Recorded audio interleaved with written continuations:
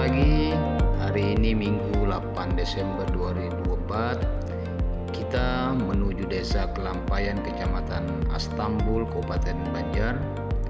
Kita akan melaksanakan kegiatan praktikum bersama rombongan dari ULM. Salah satu pengurus Poktan yang akan kita kunjungi pada hari ini yaitu Bapak Haji Mardiansyah. Kita akan menggali informasi mengenai usaha di sektor pertanian di Desa Kelampayan secara mendalam. Mari ikuti kegiatan kami pada hari ini.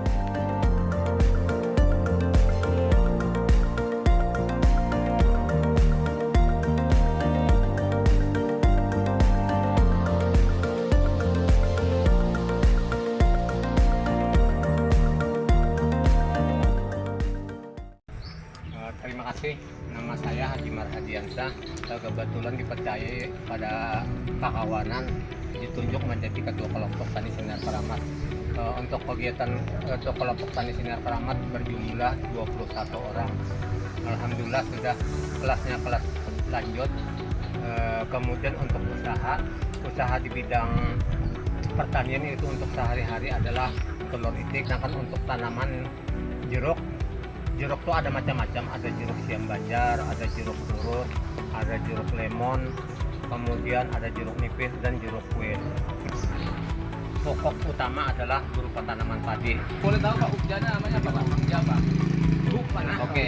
Ya, ubjanya berarti nggak ada tapi nggak jalan. Ada tapi nggak Ada jalan. tapi nggak ada jalan. Oke. Sekarang kita ke ini Pak. Kira-kira selama ini kan ada banyak nih, ada ternak, ada macam-macam permasalahan yang mendasar Pak, yang petani kita hadapi itu apa Pak? Misalnya di sektor tanaman padi aja nih. Permasalahan yang mendasar untuk usaha tanam padi di Desa Kelampayan adalah yang pertama itulah air. Karena air ini kan apabila musim penghujan atau banjir sering terjadi kebanjiran. Apabila di musim kemarau akhirnya banyak yang kekeringan padi. Selain misalnya masalah air Pak, apakah ada kendala lain yang dihadapi oleh petani kita yang di sini Pak? Hama tikus. Karena di daerah sini kan kebanyakan sistem sorjan, jadi menggunakan galangan. Kalau sekarang Pak, produksi rata-rata petani kita berapa Pak?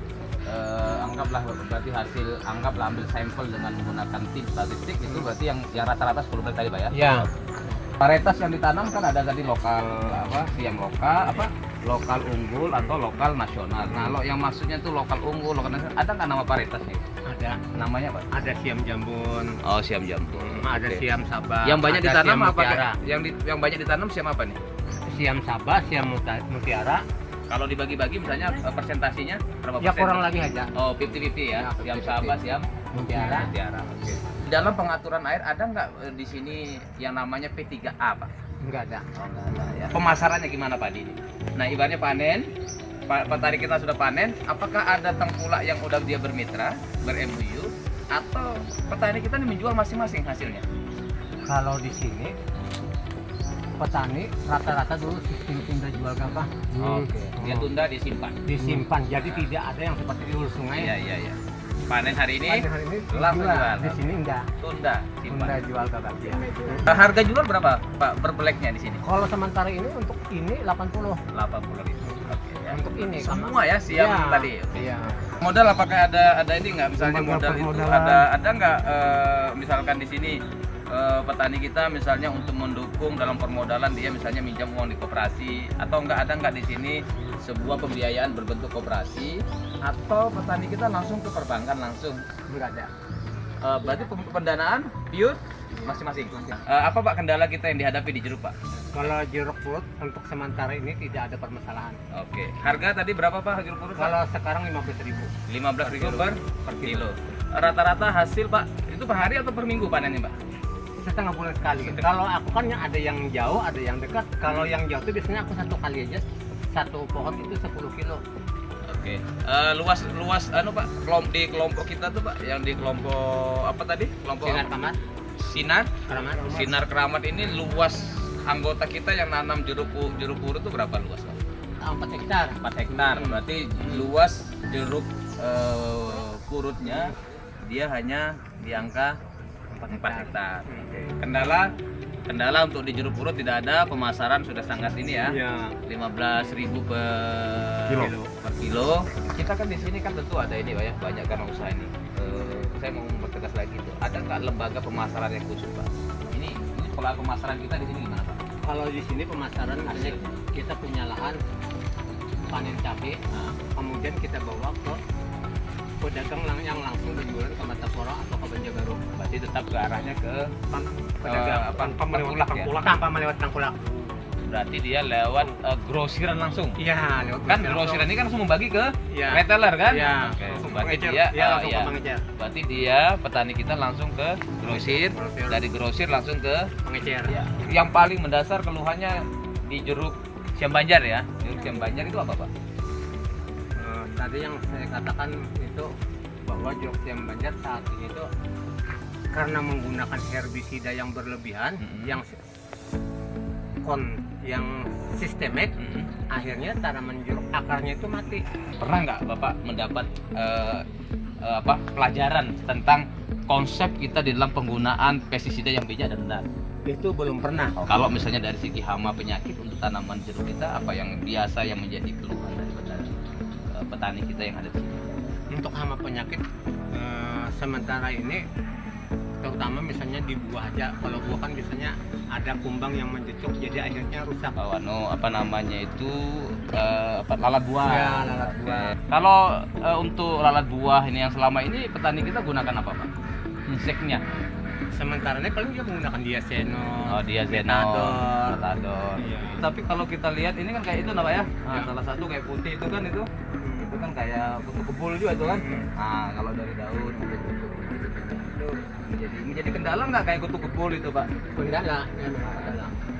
Biasanya kelompok tani di sini tuh ada pelatihannya apa?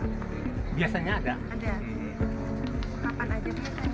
Tidak mutlak tergantung terutama misalnya pertemuan. Kemarin baru pertemuan sekaligus nanti penyuluh menyampaikan apa. Cuma kalau pelatihan khusus enggak ada. Kecamatan apa nih Pak? Astambul.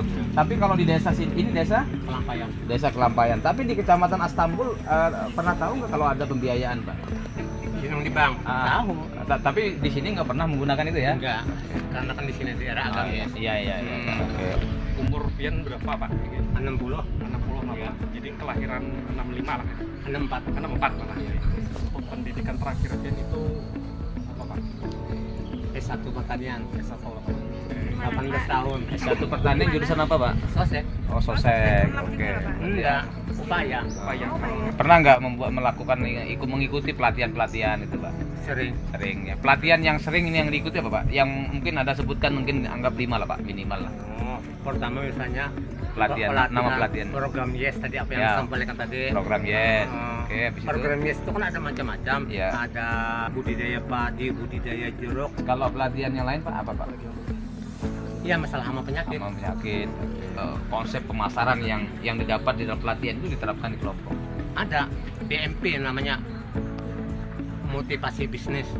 Kebetulan alhamdulillah ya tadi apa yang disampaikan oleh Pak dosen tadi, kebetulan ulun karena dulu waktu begawi di pertanian dipercaya untuk mengelola bisnis di Kecamatan Astambul kayak apa berhasil. Alhamdulillah Astambul merupakan terbanyak se-Kalimantan Selatan. Kebetulan saya mendapat penghargaan sebagai BBB terbaik di Kecamatan Astambul di Kalimantan Selatan. Kalau dari segi lahan Pak, rata-rata sini lahan itu apakah milik sendiri atau hitung sewa Pak kalau kita misalnya nanam padi itu? Banyak milik pribadi. Oke. Kalau dulu kan satu orang petani bisa mencapai 2 sampai 3 hektar. Ya. Sekarang paling banyak 10 atau 20 akibat istilahnya kita punya anak dibagi Oh, masing-masing. Menurut Pian nih, kan kalau padi kan dia dapat 10 borong tuh Pak. Besar biaya untuk menanam benih yang memodali itu benih yang 10 borong tuh kira-kira pengalaman Pian tuh berapa Pak? Kasarannya Pak. Kasarannya gambarannya itu dari persiapan dari beli benih, pengolahan lahan, habis itu biaya kendalian gulma, perawatan, habis itu pasca panennya kira-kira sampai kita jual tuh berapa modal kita nih Pak? 2 jutaan lah sebelum borong. dalam penanaman itu Pak, baiknya tanaman padi atau jeruk itu Pak, itu ada kendala tanah masam nggak Pak? Di sini nggak ada. Ya biasa yang kita sambet tuh pirit gitu. Iya, Pak. di sini enggak. Nggak ada ya Pak lah. Jadi ini murni organik semua tanahnya Pak lah. Iya, bagus. Salur kita ada nggak salur irigasi kita nih Pak? Enggak ada. Salur irigasi kita berkendala. Masukkan Pian aja deh sebagai harapan ke depan. Pian ini sebagai petani kita nih. Kira-kira ke depan itu supaya lagi berkelanjutan. Kan ada wacana kemarin program baik dari Jokowi sampai sekarang untuk calon bupati aja kan Jokowi menyarankan agar Bandungan yang Riam Kanan. Yang dua kan? Riam Kiwa Riam harus di Kiwa. Bandung yang di Pengaron. Nah jadinya kalau misalnya di Bandung itu di sini nggak banjir lagi. Jadi karena airnya itu nanti langsung ke Batola Iya. ke laut. Nah itu bisa kita memotivasikan bisa untuk tanam itu yang tanam 2 kali setahun. Kalau seperti ini aja bahkan agak susah kita tanam padi apa jadi susah. Yang pertama rumah orang sudah menggunakan banyak di tembok. Yang kedua perairannya tuh dangkal. Makasih, hari ini kita melakukan sharing ya. Sharing dengan Pak Haji Marhadi. Umur beliau adalah 60 tahun. Kita tadi banyak berdiskusi sama beliau. Beliau memberikan informasi tentang bagaimana kondisi pertanian kita di sini. Ada beberapa sektor di sini. Satu ada padi, ada itik, ada jeruk purut, jeruk siam banjar. Dan tadi banyak beliau juga menyampaikan tentang peluang-peluang di sini dan kendala-kendala di sini. Dan kami di sini ditemani saya sendiri Jayadi, Bu Rizka, Mbak Intan, Pak Alfian, Pak Alfi. Terima kasih. Mudah-mudahan pertemuan kita yang pagi ini yang baik ini bisa bermanfaat. Dan terima kasih Pak Haji. Mudah-mudahan kita bisa ketemu di lain waktu mendatang. Wassalamualaikum warahmatullahi wabarakatuh. Waalaikumsalam.